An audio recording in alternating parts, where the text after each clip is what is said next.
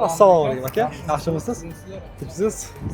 Buni ham sizga olib keldik-da aka. Tinchmisiz? Tinch bo'ladi. Salomatmisiz? Azni besta qilib qo'ydik aka. Tinchmisiz? Aka, buni ilgari ham ichgan ekansiz? Ha. Buni ichishdan oldin vazingiz qanaqa edi? Qanaqa muammolaringiz bor edi aka? 120 kilo bo'lganman o'zi. Aha. Hozir 98 bo'ldim.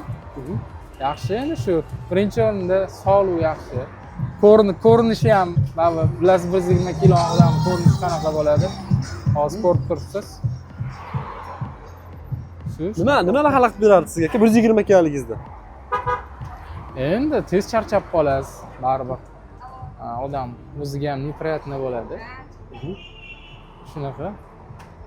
Hozir mana ichishni boshlaganingizda necha kiloda boshladingiz? Necha kilo vес tashladingiz? Shu 120 bo'lganman.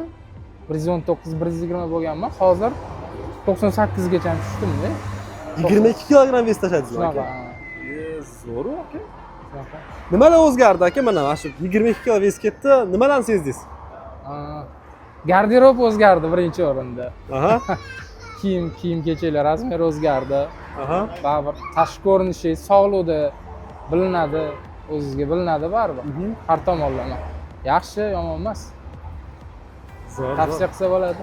O'zi aka buni qayerda ko'rganingiz yoki kimga tavsiya qilgandingiz? Buni internetda ko'rdim, o'sha Nursulton aka reklamalarida ko'rganman, qiziqib olganman-da. Ungacha ham bu narsalar qilib turardim, foydasi bo'lmagan. Aka mana effekt ko'ribsiz. Ha. Effekt ko'rgan odam sifatida yaqinlaringizga, O'zbekiston ahliga bizning mahsulotimizni tavsiya qilgan bo'lasiz. Kim shu vesi katta bo'lsa, tashamoqchi bo'lsa, zararsiz tavsiya qilamiz shuni.